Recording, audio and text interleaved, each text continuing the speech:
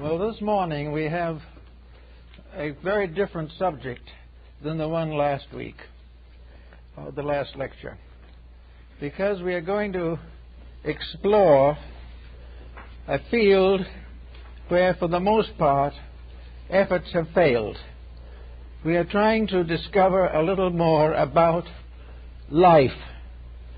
Not life as time, but life as energy, life as vitality, life as consciousness, will, wisdom, and action. And in order to understand these principles, we have to do something that is against present policy. We have to turn to the past. At this moment, the world is very conscious of the present and fearful of the future, where much of the problem rests has been ignored, and that is in the past. Now, the past is something more than dead yesterday, and to overlook it is to lose the most wonderful text for the study of our problems, because none of these problems are actually new. They are all part of the descent of a stream of life. And this stream of life is the thing we want to consider.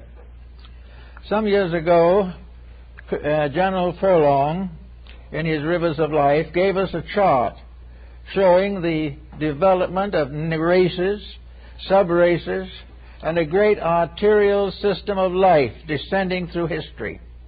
Everything in this list and everything in this chart is actually very scientific, very factual, and probably more readable and usable than the histories that we write today. We are therefore interested in trying to understand something of the principle of life as we accept it, as we know it, as we live it, and as we pass out with no understanding of what it is, or very little understanding. Now, at the present time, there are two attitudes towards this subject.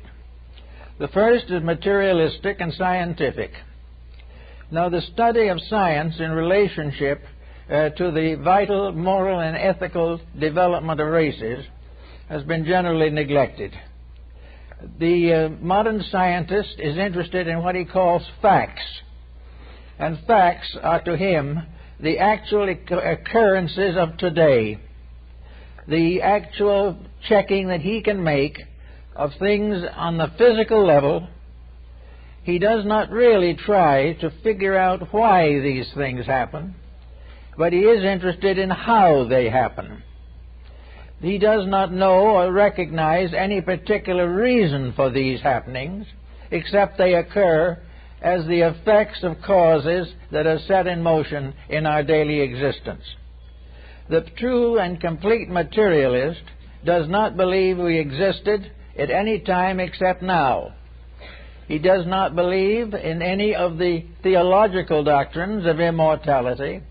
He does not recognize a religious principle behind physical phenomena. He is concerned typically with what he calls facts, and all of his facts are more or less physical. When the facts are not physical, he is very suspicious of them and would prefer to reject them entirely.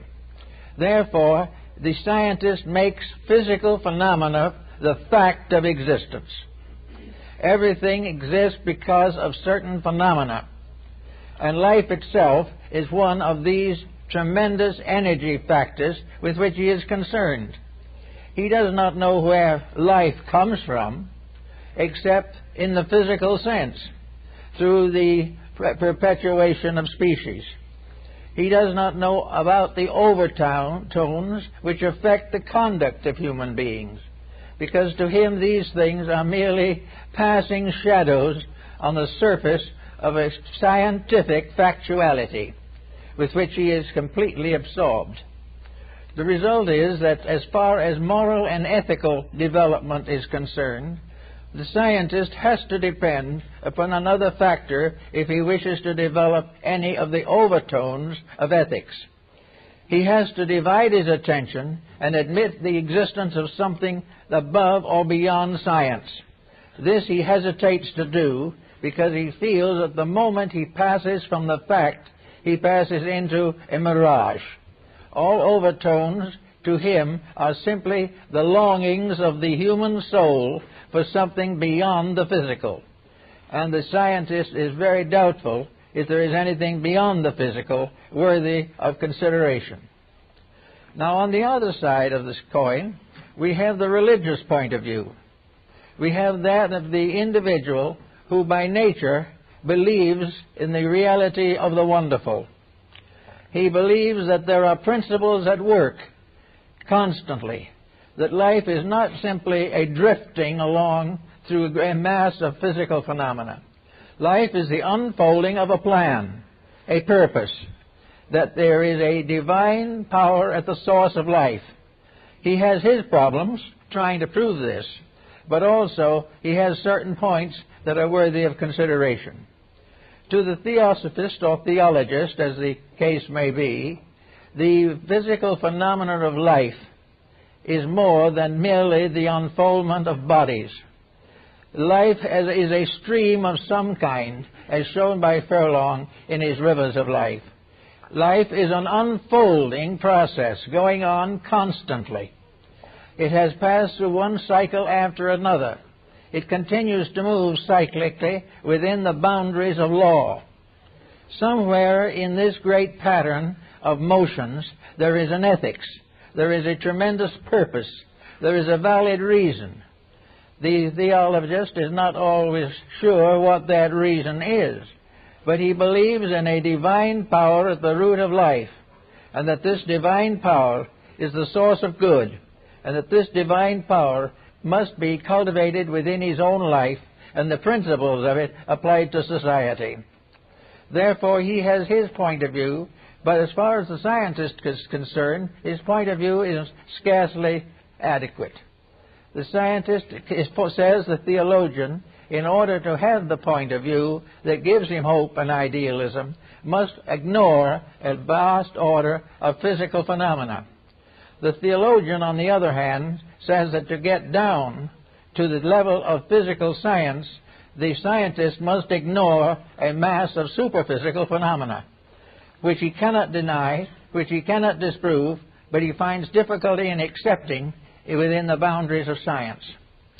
Therefore, we have the scientist as a person actually moving in a physical environment. When he thinks of history, he thinks of physical history. When he thinks of the future, he thinks of a future of scientific historicity. He believes in the unfolding of forms, of the constant enlargement of human empire. He believes constantly that the human being is the master of all things in the material world, that the human being is the lord of all he surveys, that he is constantly being challenged, but that growth, progress, and unfoldment are the result of the pressures of human occupation and exercise, that the physical world is being built by material means, and that these material means are largely under the general supervision of the scientific concept. The perfectly scientific person, therefore, would be a perfectly lawful person, but he would live within a very narrow rule, a rule of materiality alone, because there's no place in his system for the immortality of the soul or the presence of a divine trinity at the basis or in the foundation of the material quaternary. Now, with these 2 points of view, we need history. We need to take something that is now being generally ignored. In fact, we are almost invited to ignore it. We must not think of the past. The moment we think of past, we become involved in morality. The moment we begin to examine the structure of human history, we come into the presence of a tremendous ethical structure, a structure of moralities, a structure of laws, a structure of principles. Most of these have been set forth in the great religious histories and philosophies of mankind. Now, if we accept the reality of tradition, if we accept the fact that history is a valid instrument of knowledge, and it was one of the valid instruments of Lord Bacon in his Novum Organum, or the new instrument of knowing, we then have to realize that in history we have to study the concatenations of events in a way that we do not do at the present time. In other words, the average person is not interested in the law of cause and effect.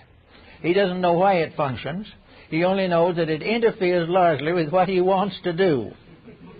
And as he goes along his way, that which comes in conflict with his ambitions and his purposes is considered to be unreasonable, or at least unpleasant.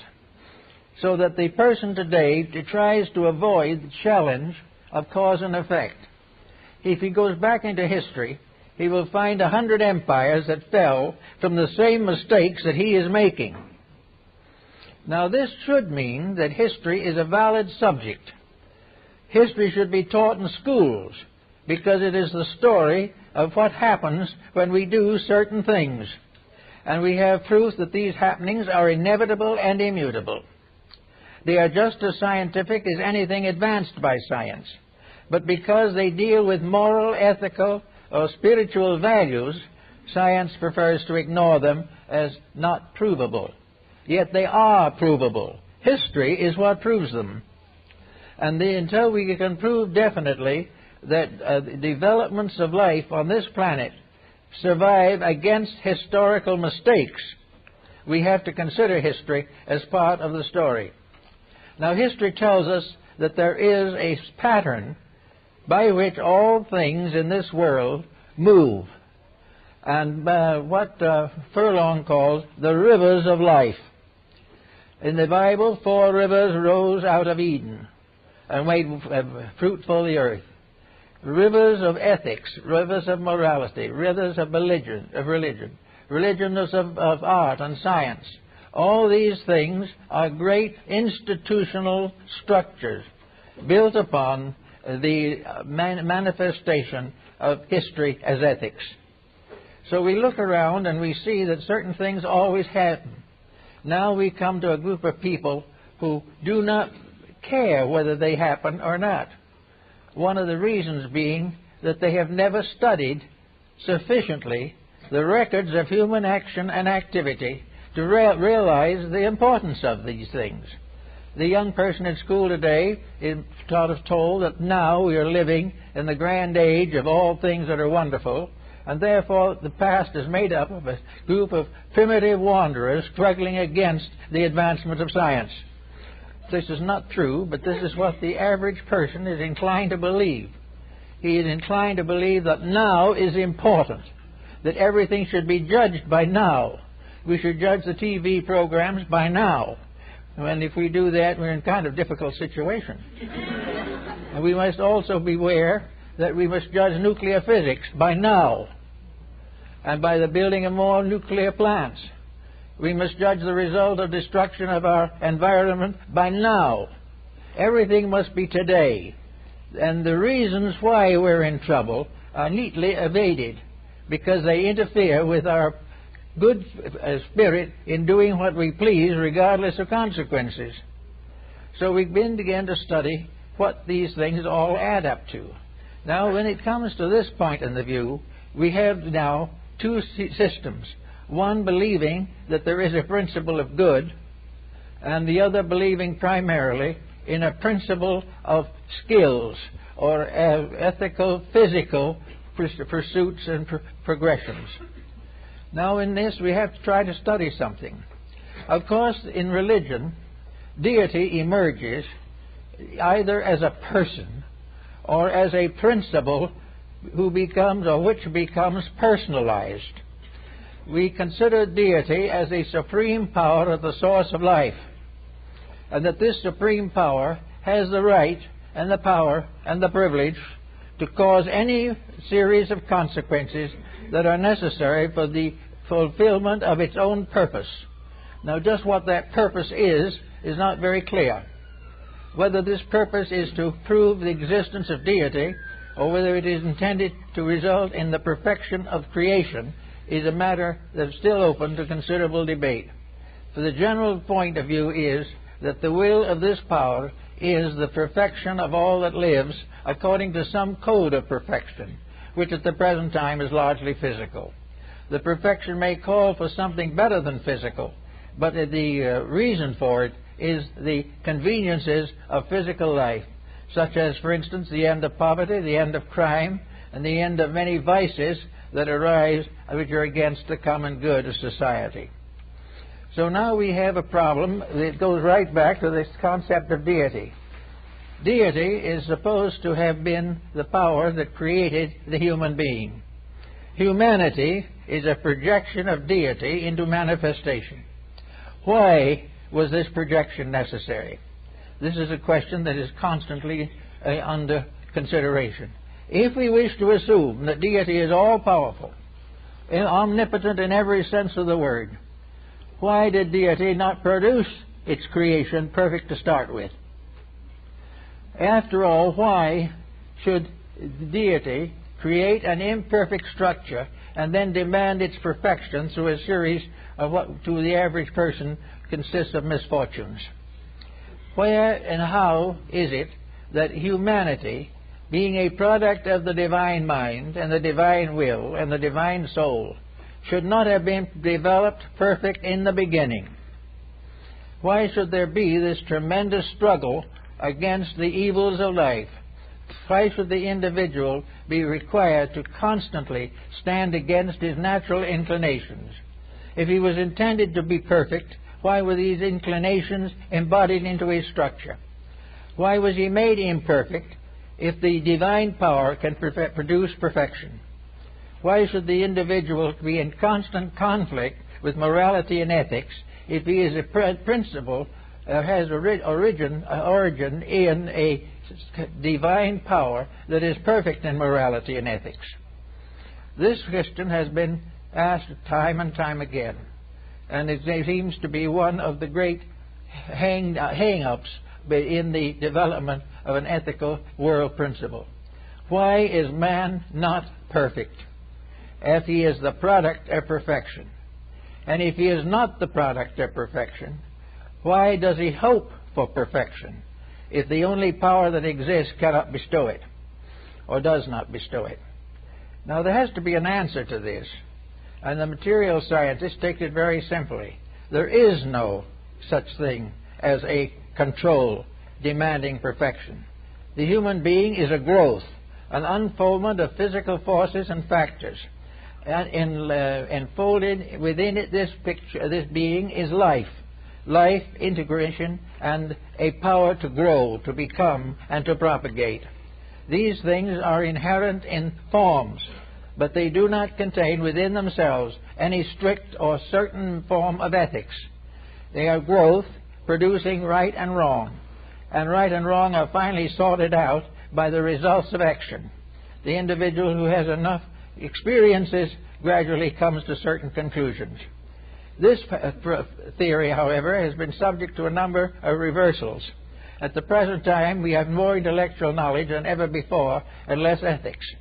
We have developed a tremendous growth of materialism away from ethics, away from morality, and away from principles. Now, if the scientific process is complete, and the final end of all things is the production of a self-sustaining creature, a being that is sufficient to all its needs, then science is in trouble because it isn't producing such a creature. If, on the other hand, only morality and ethics, temptation, and gradual moral growth can produce perfection or produce release from problems, then why and how does this come through in our theological studies and considerations? So we come to a very interesting problem here.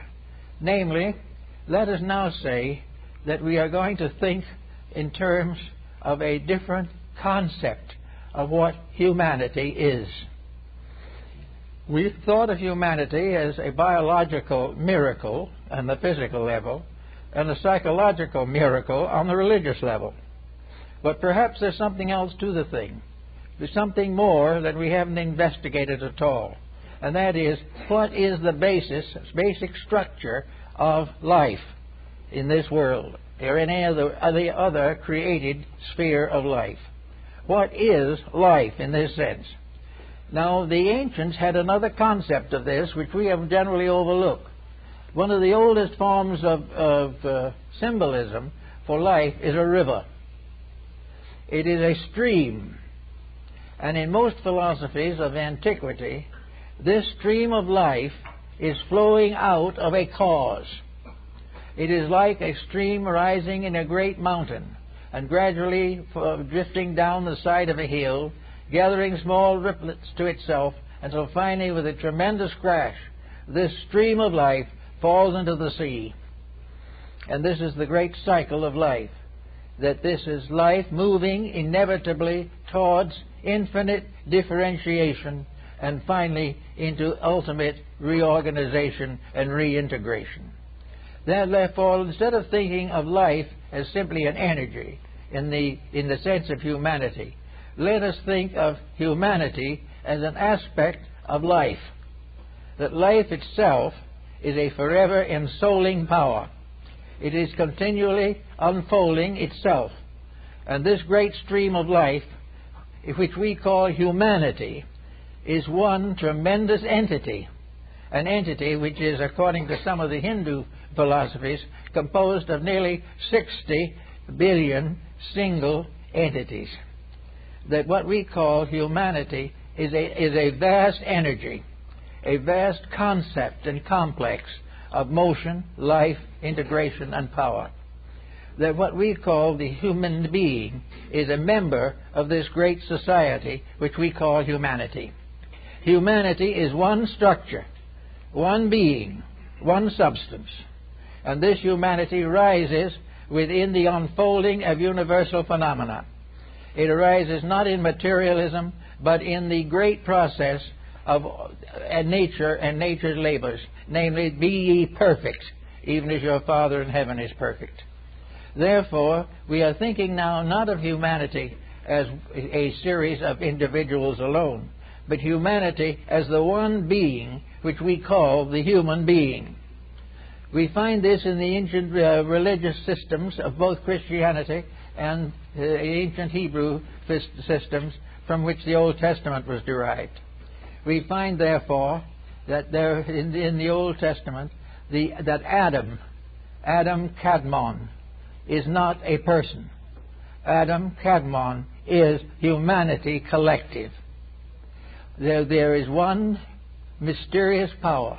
This being is one being. And this one being consists of all individual human beings considered together and moving together in the great river of life. And this river of life is being moving to the perfection of itself. This is a little abstract and a little big to think about all at once, but it gives us a very important clue, namely that we are moving together along a pattern that is intended to bring about certain definite results. In other words, we are not paying for past sins, nor are we doomed to make more sins and nothing else. We are here to grow, to unfold the potential which we call human, which is one of the innumerable levels of life in the infinite universe. We are one creature, more or less, cast away like Robinson Crusoe on a desert island, but not cast away outside of the divine purpose, cast away to prove and justify that purpose. We are here to achieve the growth of this being which we call humanity. This being is made up of an infinite number of separate personalities, all growing together. This great being which we call the humanity also breaks up within itself into a number of races, sub-races, and divisions, all of which are part of one structure. This one structure being a level of growth in the universe, a level that has become part of everything, just as much a justified fact as the development of solar systems, or the development of planets, or the development of various continents on planets. These things are growth symbols, and humanity is an entity growing. One entity, made up of an infinite variety of individualities, This was the point that was made by Herbert Spencer, that man is an infinite variety. And when we think of man, we think of mankind not as a person, but as the person, composed of all the individual members of the human life wave. Humanity becomes, therefore, a life wave, a life motion in space, a life principle with which we must all become more and more aware and properly informed. This one principle, therefore, is not here to be punished. It is here to grow. And the symbol of that growth is simply a child. A child is a symbolic unit in this great process. The child is not born to suffer. The child is not born to make mistakes. The child is here to learn through trial and error to develop the potential of itself. In other words, by growing, the individual overcomes the stasis which we call inertia. Everything in the solar system is growing. Races grow. Nations grow. Nations and races break up into subdivisions. They can pass through all forms of temptations and problems, such as a child growing up. And this child is not going to be stronger by having temptation removed, because this would be contrary to the production of a mature race, a race capable of taking its place among the great galaxies which populate space. So we are part of the population of space. We are part of a plan which we don't know the end of, and probably will not for a long time. But we know we are growing for a purpose, that this growth is proper, natural, and if resisted, can be the source of complications. The moment we resist the motion of becoming better, we loose all kinds of sorrows upon ourselves. The child is not punished in nature simply before ignorance. It is presented with means of overcoming ignorance. But if it refuses to accept this information, the child may pass through a series of very trying experiences, not because anyone hates it or anyone wants to destroy it or that God has forgotten it, but because growth is the great reason for existence, whether it is in space, in the family, or in the world. These things are part of a great unfolding order of life. And this unfolding order of life is the thing that is important. Now, when the scientist says we should forget all about history and forget all about the past, he deprives us of a great textbook of experiences and their consequences. There isn't a single problem that we face today, except possibly nuclear physics, and even that is questionable, that has not already been faced. We know very much what happens to nations that drift away. We know what happens when a society loses its ethics. We see the ruins of the past, and in every case these ruins stand for the misuse of power. Generally speaking, every nation has gone down to disaster, like every individual, through selfishness, through lack of self-discipline, and for ambition to power or wealth. They've all gone down from that cause. So we very carefully avoid mentioning that cause, because it would interfere with the prosperity of the hour and might tempt us to improve ourselves. If this temptation became strong enough, we might become a comparatively intelligent race. And that, in turn, would be a great distress to those who want to exploit us. But these things are not God punishing us. They are the laws of life, the simple principles of integrity asserting themselves over the various ambitions and vicissitudes of human nature. Therefore, we live in a reasonable world. We live in a world in which all things are growing. We are living in a world in which cooperation is inevitably necessary, but we are still struggling desperately to maintain competition. We are definitely in need of one religion, but we are afraid we might get it. And instead of working towards it, we do everything possible to keep the barriers up to cause various denominational intrigues and ambitions. Everything that would tend to solve things, we are afraid of. And yet we have to face these things that are right. And the power of destiny, as it was known to the ancients, is the power that says this is going to happen. No matter what we do, we are going to grow. And if we grow the easy way, we can have pleasant gardens and a pleasant life. If we decide to grow the hard way, we will have war and strikes and conflicts and plagues and various inquisitions, as long as we resist the natural law of life. In other words, what we call our environment today is our school. A great moving mass of life with a certain specific destiny, humanity, an entity in space, a collective. We have human collectives, then we have another collective, the animal collective. We have these units are vast entities representing laws of living and levels of existence unfolding in one magnificent environment. And this environment is suitable to protect them all, fulfill them all, and bring them all to the perfection of their purposes. That stands between, which is ego selfishness, which is a desire to compete for power, when there can be only one power, and that one power is never on the side of exploitation. The one power to be one is real. Anything to divide this, break it down, and make difficulties for it is illusion. So now we can clear the purposes of life and realize that the universe is not run by despots. It is not run by deities that cast off suns in front and moons behind. It is a great integration of unknown origin, but of absolute honesty and perfect intelligence and infinite love. These things are the great realities, and these are the things that were predestined and foreordained before the beginning of the world.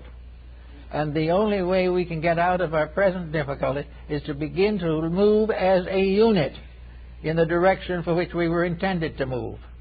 Now, because humanity is made up of many different groups, we also have a series of subdivisions within the great structure of humanity. We have racial subdivisions. We have various types of psychological differences. We have religions as units. We have all kinds of unities within the one great unit. And all of these unities within the one are compatible. And until we find they're compatible, we're in trouble. We're going to be in trouble just as long as we fight each other on any ground. Because actually, whether we know it or not, the one that fights and the one who is fought is part of the one that never wants to fight or never wants to be fought. In other words, we can afflict no one but one of our own kind. We can affect nothing detrimental except by injuring the great unity of ourself, this unity of the human being. And we have got yet to learn the idea, the real principle of the brotherhood of man. We have to realize that the great power behind things, it wants this civilization, this culture, this great world order to succeed. It must succeed because there's no such a thing as a failure in the divine plan. It cannot fail. By the very nature of itself, it cannot fail because it is infallible by substance, by essence, and by reality. So we can fight with it for a long time. We can oppose it for ages. We can put down 10, 20, 50,000 years of war and pillage, but it has no bearing upon the essential fact that it must end regardless of how we realize or how we think. First is the realization of the brotherhood of man, and secondly, the realization of the identity of all that lives. These principles could become a solution to the constant pressures of our day. Now then, when we go a little further into this matter, we begin to study the various effects of life upon these points. Now, finally, if we consider this vast unity as one, which it is, the Adam Kadmon, the one that is made out of the stardust, then the other mind, a small one, the physical atom, so-called, ADM meaning in Hebrew a species or a kind, not a person. Then we have the problem of this little atom, And this little atom is ourselves. This little atom is each human being, because each human being is a galaxy. Within our skins and in the various structures of our body are as many worlds, planets, and mysteries as anywhere in space. We have an inner space that is filled with life, just as the space in which we live. This space lives in us as we live in it.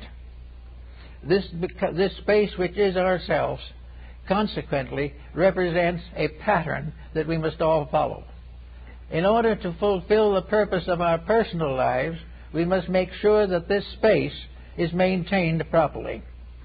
We must be certain that we do not betray or falsify this space content in ourselves. We must become good and faithful overseers of this mystery of the body. And in the story of the biblical history, we find that the ego, or the self, becomes, in a sense, the custodian of the body and the custodian of the laws of living. So we can go as we wish in this traveling. We can become good and faithful servants, keeping the laws of health to the best of our ability. We can keep the laws of mental and emotional health to prevent psychotic conditions arising within our nature.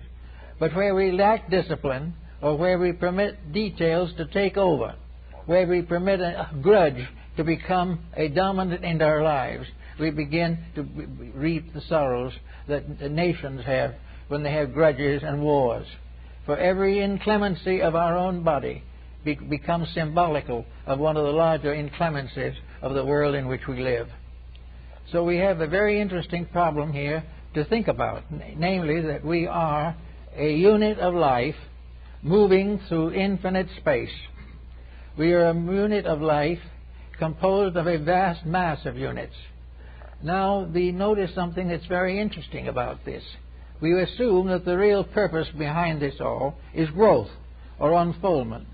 Now, considering the human life wave as a unit, we then consider how many entities are in this life wave. How many souls or beings are coming in and going out to constantly keep alive the great forward motion of the entire. And the various questions have been asked on this, and perhaps we can use the Hindu answer as well as any other, because at least it gives an idea of magnitude. Their theory is that the human life wave consists of approximately 60 billion entities. That is the life wave to which we belong. Now, obviously, these entities are in a constant process of coming in and going out. They are here all the time, only a fraction. The same might be true of the problem of the unity of humanity as we know it. There are human beings born every moment. There are human beings passing out of life every moment. But humanity moves forward steadily, gradually increasing in number. The population of the planet on which we live, the human population, 2,000 years ago, was less than 200 million for the whole planet. After that time, it began to increase. Now, does this increase represent more entities? No. It merely represents more of the great cycle coming into embodiment at one time. If the 60 billion are sitting there, or are lying in suspension, awaiting embodiment, those who come in become like the children are born in and can go to school. After a certain length of time, they grow older and pass on. In each generation, a few more come in. Through the progress and growth of life on Earth, more and more human beings come in. Until now, we have altogether somewhat near probably 6 billion human beings, up from 200,000 to 6 billion. Now, this doesn't mean that there is one single new soul in the world. It doesn't mean that there is one iota of difference in the plan. It simply means that gradually vehicles for the manifestation of human entities are improving, growing, unfolding, and making possible more to come in and take the lessons of life with us. Little by little, we have built it up, and we'll probably build it up more and more. If we reach a population of 10 billion, then 1/60th of our entity field will be incarnate at one time. This is important because it gradually means that the life wave is moving gradually into objectivity. The life wave is more and more embodied, and embodied is becoming growing more all on time. With every increase in population, therefore, new scholars have come in to go to school, and those a few who have graduated disappear or vanish away, but they are in no way substantially changed. There is no death in this pattern. There is only a constant changing toward the better.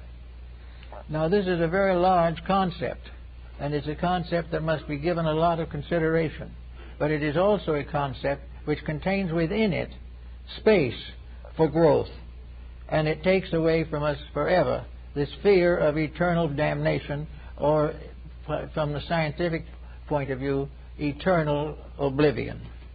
We are growing up as a being in space.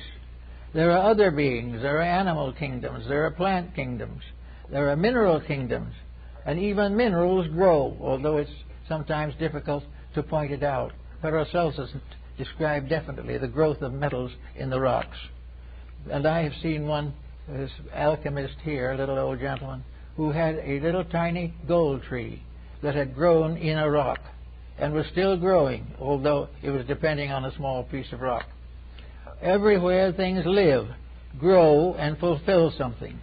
Every form of life is part of something coming forth to go to school, to go to learn the lessons of immortality, to become perfect as their Father in heaven is perfect. And this whole pattern has in it not one single moment of evil. It has not one moment of selfishness in the pattern. These things are the result of the individual not gaining a proper insight into the problems of the life to which he belongs. So we can say definitely, for a moment at least, that what we call life is a motion of a great wave of entities into manifestation. That these waves of entities are everywhere in space. That we are by no means the only one. That within our own little planet there are several of these great waves moving at one time, all compatible and all misunderstood, all fought against by the very persons who should be fighting for them. Now, in this particular time which we're worrying about, we know that the resistance to growth has become greater and greater, and the errors of mortal mind have become more and more difficult. We are rebelling against life, whether we realize it or not. Anything that does not dignify life is against it. Anything that does not help it to grow injures it. Now, all of these things that are good and bad are not tremendous. It is not a great crime or a great sin for any individual to want to be happy. We all want to be happy.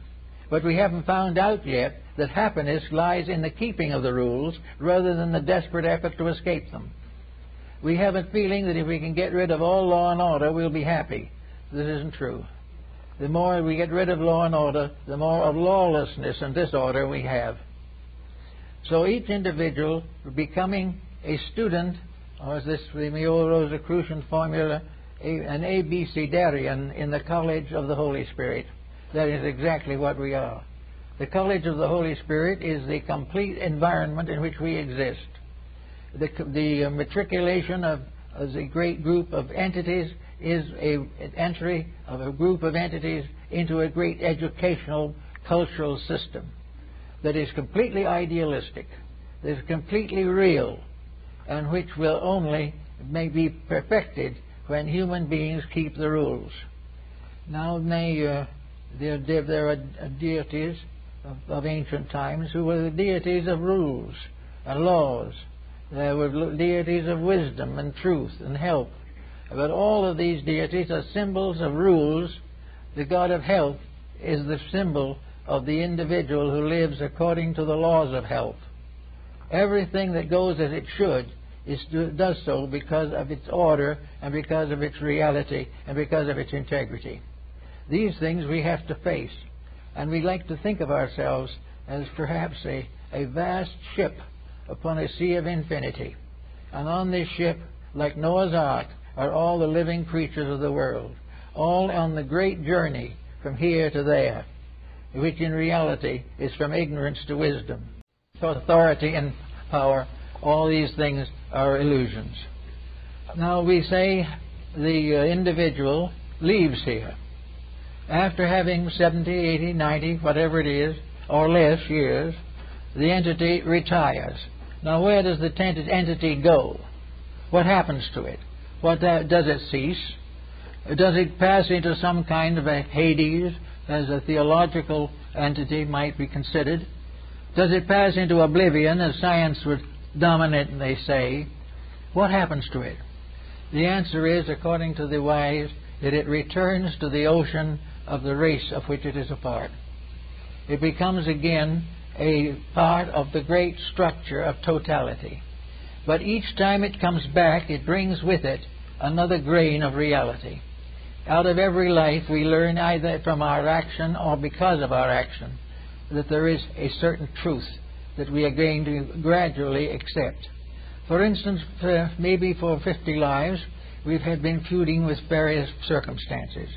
We went through a certain life, we feuded with the family and went off by ourselves and died lonely. Another time we feuded with the government and became radicals. And sometimes maybe we were executed for heresy. On another time we were feuding with the economic system and put on great strikes and so forth. All the time we were against something. And that being against something kept bringing us back because we hadn't learned the lesson. The more we fight, the more certainly we'll come back. Because the only answer to not coming back is enlightened peace. This is the only way in which reality can survive. But each time we go back into that source, that great complete collective, we carry with us germs and traces of wisdom that we have learned. Before we pass on, we have learned that the struggle was wrong. Before we pass on, we may learn that wealth was no blessing. We may have learned that intemperance was not good, or that narcotics could destroy or prevent the development of our inner lives. These things go back into the unit, and gradually the great being, humanity, gradually becomes wiser in all its parts. Little by little it grows, each individual contributing one tiny grain of truth to the construction of the entire. And in the course of time, truth will survive. And every entity in this great cycle of, say, 60 billion, each entity will have learned the same lessons and will form a complete and perfect unity. From that time on, we will have an enlightened race. This is the race of the heroes, referred to by the Greeks. This is the eternal and divine race that occupies space, and which goes on to the next step of the great unfoldment towards reality. What is the end, the very end of it, we do not know. But we know that every part of it is perfectly organized, perfectly integrated, perfectly reasonable, and eternally good. And that the only difficulties we have are the ones we make for ourselves. The only difficulties are those in which, in our self-will, we struggle against the inevitable. As Böhme, the mystic said, German mystic said, self-will, this was the fallacy for which fell the angels. So the angels represent the disobedient ones that try to stand against and create what St. Augustine calls the city of Babylon, as opposed to the city of God. But everything, that wherever there is a rebellion, it seems as though a little group of these souls, this one entity type, make little kingdoms of their own, here and there, somewhere in space, and put over these little kingdoms the various tyrannies of their own making. This is true of all the races that are developed within the great body of humanity. Each of these races is a vital organ in the structure, just as it is in the political world. But each of these separate races is separate because it has not yet achieved unity. But it may have achieved considerable advancement in certain matters. And finally, advancement brings the realization that all knowledge that is real knowledge is compatible. Advancement of self must ultimately result in the advancement of all that lives. Unless it does, these little kingdoms fade away. The little tyrants come up in the world, the little tyrants come up in the family. Little tyrants like this come up in business enterprises, each one trying to dominate the world or dominate the little environment in which it lives. This struggle for domination is the recognition or the acceptance of separateness, the existence of the idea that each individual is working for his own salvation, regardless of its effect upon other people. This is completely false. Everything, regardless of what it does, must work for the common good, or it will destroy itself.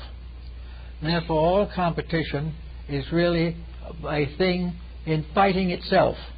Competition is humanity opposed to humanity, whereas cooperation is the recognition of the unity of that which is actually indissoluble. There's nothing but unity. Unity and private pride or private enterprise for the aggrandizement of self at the expense of the rest. So we find all these factors working to produce what we call life. And a life, as I like to think of it perhaps, is a great motion towards oneness. It is a motion towards unification, a motion towards the reality of integrities. It is the individual moving with other individuals to the fulfillment of purpose. And between the individual and his ultimate goal is ignorance. And this ignorance is evil, any more than it is evil that a small child cannot work calculus. Ignorance is a natural state of things. The matter problem is that you do not educate ignorance to become more ignorant. You educate it to overcome itself. You make wisdom take the place of ignorance. Therefore, little by little, we overcome all differences, all separateness, and become what we were intended to be, one people under God. Under this purpose, we also become aware of the vast idealism at the source of everything. We do not know the nature of the infinite. We are not able to grasp that which is completely beyond our comprehension. But we have symbols of things that seem to point towards this. And the great symbols of life in religion and philosophy and art and music and even in science are symbols of this infinite purpose. All knowledge is under law. All law is under God. And the gradual realization of this can help the individual to restore the problems of his time. Today we are worried because materialism is rampant upon the earth. We fear that we will be finally destroyed by this ignorance. We cannot be destroyed by ignorance. We can only injure ourselves by ignorance. We cannot prevent the plan, but we may reduce ourselves to a very sorrowful, miserable, repentant attitude because what we have done to injure a purpose that was right and proper. The proper end of all growth is peace. It is the realization that by working together we advance the history and nature of all life. We do not think of ourselves as being close to planets. We sit on them or live on them or we look at them through telescopes. But we do not realize the brotherhood of stars or our own union with this vast firmament under which we exist.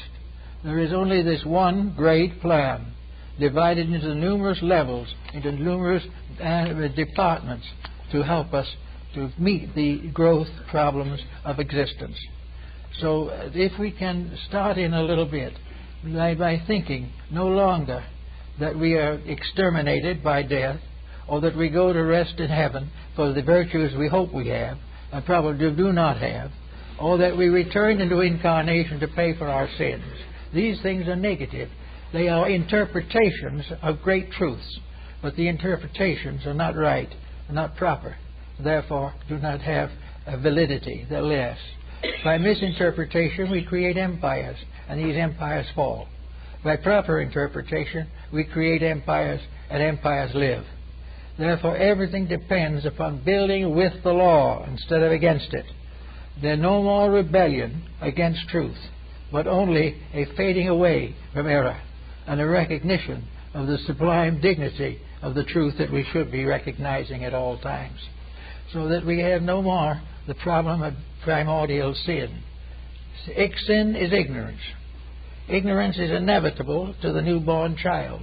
It doesn't know, but it contains within itself the potential of knowing. Sin may be part of the life of millions of human beings today, but this is not because it has to be. It is because they have not as yet released the constructive powers within themselves. Therefore, education is not really a cramming on of sciences. It is a release of the internal benediction of understanding, by means of which whatever we think suddenly becomes clarified into a great witness to truth and reality. All these things become essential elements of a great system, a system in which there is no failure, a system in which there is no punishment, except the individual who finally has to admit he's made a mistake and is very greatly humiliated thereby. But he has to admit that he has the wrong point of view. Now, we are working today to clear up the problems of nations. We are trying to find some way of bringing peace to nations, but it must not interfere with our private enterprises. We must have peace, but we must not in any way interfere with the accumulation of wealth or the building up of power. We must have these good things that we want, but we must not change ourselves in any way to deserve them. So what is the result? An impasse. Error cannot survive. Good has not been brought into focus, and here we continue day after day to fight between selfishness and truth. And up to now, truth has been coming out second best, because we are too concerned with the little things about ourselves. The things we haven't remembered, as is found in some of the Indian philosophies, is that there is only one of us. The human race is one being. If we cheat anyone else, we are cheating only ourselves. If we destroy something or someone else, we are destroying a fragment of ourselves. Every evil afflicts mostly the individual who causes it, because it releases into action negative factors which will help to destroy all the purposes of life. If, therefore, we can imagine ourselves as a beautiful stream of 60 billion souls shining in the light, a beautiful dream or a beautiful structure coming down from the great mountains of infinity, making the land fertile, and finally flowing into the sea, which is the mother of life. And from the sea it is picked up again and carried to the mountains, and it goes on and on. And this is the essential burden of Taoism. For in Taoism, life is like water, and it is under the control of the power of the sun. And it is this that causes it to rise, and this is what permits it to fall. But this constantly going on results in a world beautiful, verdant, well-ordered, and beautifully maintained, until the human being comes in, pollutes the water, destroys the air, and tries to achieve his own particular purpose at the expense of nature. And when he talks about nature, what is he talking about? He's talking about a whole series of these beings. Nature is made up of beings, all of which are essentially eternal and immortal. And these beings are afflicted by the selfishness of one of the beings, or one being, and so finally the great purpose is temporarily thwarted. But the law is such that no matter how many mistakes we make, we cannot win with mistakes. Nor can the mistakes destroy us. They can only humiliate us. They can only restore our final faith in the realities of life. In the end and in the purpose of things, they are good, even though we have trouble facing them when they occur. So we let us think of life, therefore, as a great stream of eternal power, the very lifeblood of deity, the infinite of space, That which is known is unconquerable. That which is inevitable. That which is eternal. And in this flow all the races, nations, and peoples of the earth. And they're all flowing eternally towards unity with truth, unity with beauty, and unity with love.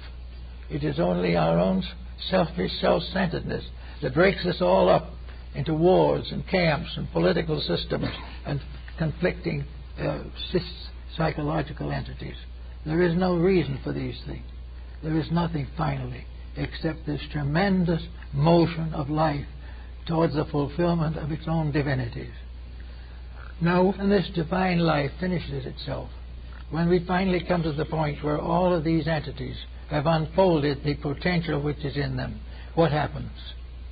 Then, according to mythology and legendary, we give birth to another race of gods, another race of divine beings that become the parents of worlds, the parents of systems, and take their place in the great hierarchy of eternal growth that goes on forever, beyond the stars, beyond the horizons, beyond the infinite, beyond the galaxies. There is nothing. We do not know what lies beyond. We do not know the infinite good because we have not achieved the finite good as yet. But it's coming. It has to come. And in the fullness of time, we will see that we are one being flowing through time and eternity to the fulfillment of the purpose for which we were intended. We do not know exactly what that purpose is, but we know that that purpose rests in the mind and heart of the deity at the source of life. The principle at the source of life ordains that we shall achieve and shall become co-workers with the angels and the archangels in the forming and shaping of destinies for worlds as yet unformed. It is a great system of eternal growth, and we should be very glad because there is no place in it for the infirmities of failure. They are all instances in a great success, and we must view only the great success and let that be the will of the power that we seek to serve. Well, I guess that's for the moment. Now, I'd like to make an announcement at this time. Probably many of you are aware that William Eisen, a very good friend of ours here, and many of you, a friend of the Society and one of our speakers, passed away on Sunday, October 8th. Mr. Eisen was scheduled to speak here on Saturday, November 11th, on the Kabbalah. Before this lecture, that morning will be given by Isabel Kliegman,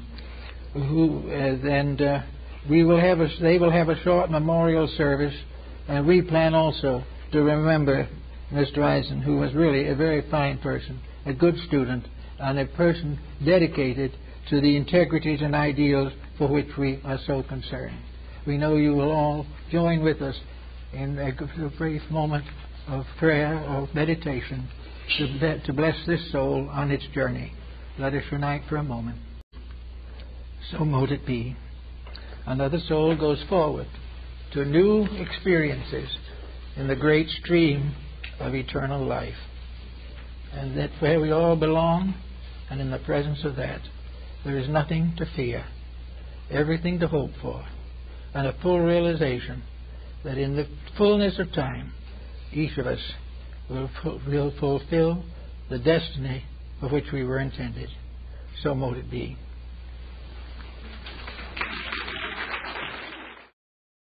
Ethical structure, a structure of moralities, a structure of laws, a structure of principles.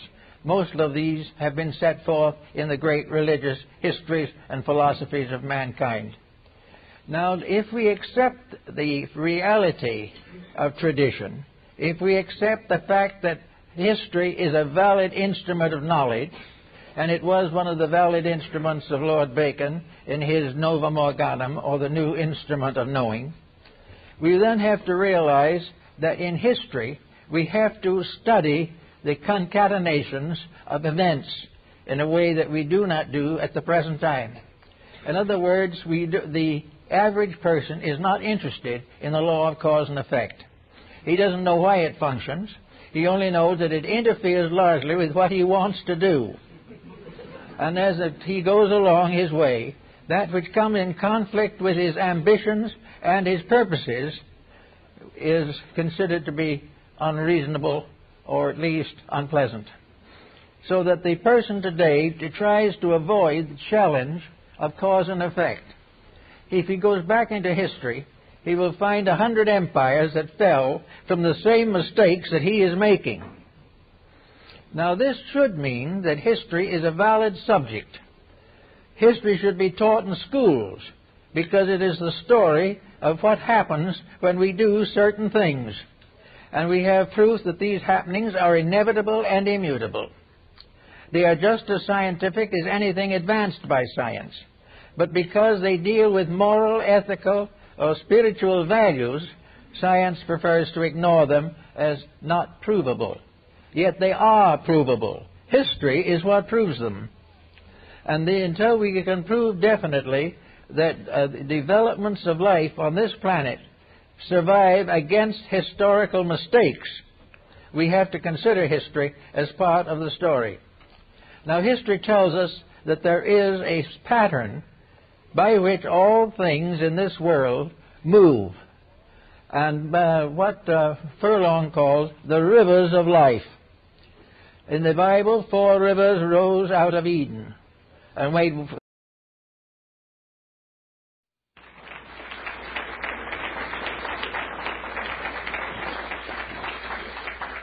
Well, this morning we have a very different subject than the one last week, the last lecture, because we are going to explore a field where, for the most part, efforts have failed. We are trying to discover a little more about life. Not life as time, but life as energy, life as vitality, life as consciousness, will, wisdom, and action. And in order to understand these principles, we have to do something that is against present policy. We have to turn to the past. At this moment, the world is very conscious of the present and fearful of the future. Where much of the problem rests has been ignored, and that is in the past. Now, the past is something more than dead yesterday. And to overlook it is to lose the most wonderful text for the study of our problems, because none of these problems are actually new. They are all part of the descent of a stream of life. And this stream of life is the thing we want to consider. Some years ago, General Furlong, in his Rivers of Life, gave us a chart showing the development of races, sub-races, and a great arterial system of life descending through history. Everything in this list and everything in this chart is actually very scientific, very factual, and probably more readable and usable than the histories that we write today. We are therefore interested in trying to understand something of the principle of life as we accept it. Therefore, he has his point of view, but as far as the scientist is concerned, his point of view is scarcely adequate. The scientist says the theologian, in order to have the point of view that gives him hope and idealism, must ignore a vast order of physical phenomena. The theologian, on the other hand, says that to get down to the level of physical science, the scientist must ignore a mass of superphysical phenomena, which he cannot deny, which he cannot disprove, but he finds difficulty in accepting within the boundaries of science. Therefore, we have the scientist as a person actually moving in a physical environment. When he thinks of history, he thinks of physical history. When he thinks of the future, he thinks of a future of scientific historicity. He believes in the unfolding of forms, of the constant enlargement of human empire. He believes constantly that the human being is the master of all things in the material world, that the human being is the lord of all he surveys, that he is constantly being challenged, but that growth, progress, and unfoldment are the result of the pressures of human occupation and exercise, that the physical world is being built by material means, and that these material means are largely under the general supervision of the scientific concept. The perfectly scientific person, therefore, would be a perfectly lawful person, but he would live within a very narrow rule, a rule of materiality alone, because there's no place in his system for the immortality of the soul or the presence of a divine trinity at the basis or in the foundation of the material quaternary. Now, with these 2 points of view, we need history. We need to take something that is now being generally ignored. In fact, we are almost invited to ignore it. We must not think of the past. The moment we think of past, we become involved in morality. The moment we begin to examine the structure of human history, we come into the presence of a tremendous... The result is that as far as moral and ethical development is concerned, the scientist has to depend upon another factor if he wishes to develop any of the overtones of ethics. He has to divide his attention and admit the existence of something above or beyond science. This he hesitates to do because he feels that the moment he passes from the fact, he passes into a mirage. All overtones to him are simply the longings of the human soul for something beyond the physical. And the scientist is very doubtful if there is anything beyond the physical worthy of consideration. Now, on the other side of this coin, we have the religious point of view. We have that of the individual who by nature believes in the reality of the wonderful. He believes that there are principles at work constantly, that life is not simply a drifting along through a mass of physical phenomena. Life is the unfolding of a plan, a purpose, that there is a divine power at the source of life. He has his problems trying to prove this, but also he has certain points that are worthy of consideration. To the theosophist or theologist, as the case may be, the physical phenomenon of life is more than merely the unfoldment of bodies. Life is a stream of some kind, as shown by Furlong in his Rivers of Life. Life is an unfolding process going on constantly. It has passed through one cycle after another. It continues to move cyclically within the boundaries of law. Somewhere in this great pattern of motions, there is an ethics. There is a tremendous purpose. There is a valid reason. The theologist is not always sure what that reason is, but he believes in a divine power at the root of life, and that this divine power is the source of good, and that this divine power must be cultivated within his own life, and the principles of it applied to society. Then, as we know it, as we live it, and as we pass out with no understanding of what it is, or very little understanding. Now, at the present time, there are two attitudes towards this subject. The first is materialistic and scientific. Now, the study of science in relationship to the vital moral and ethical development of races has been generally neglected. The modern scientist is interested in what he calls facts, and facts are to him the actual occurrences of today, the actual checking that he can make of things on the physical level. He does not really try to figure out why these things happen, but he is interested in how they happen. He does not know or recognize any particular reason for these happenings, except they occur as the effects of causes that are set in motion in our daily existence. The true and complete materialist does not believe we existed at any time except now. He does not believe in any of the theological doctrines of immortality. He does not recognize a religious principle behind physical phenomena. He is concerned typically with what he calls facts, and all of his facts are more or less physical. When the facts are not physical, he is very suspicious of them and would prefer to reject them entirely. Therefore, the scientist makes physical phenomena the fact of existence. Everything exists because of certain phenomena, and life itself is one of these tremendous energy factors with which he is concerned. He does not know where life comes from, except in the physical sense, through the perpetuation of species.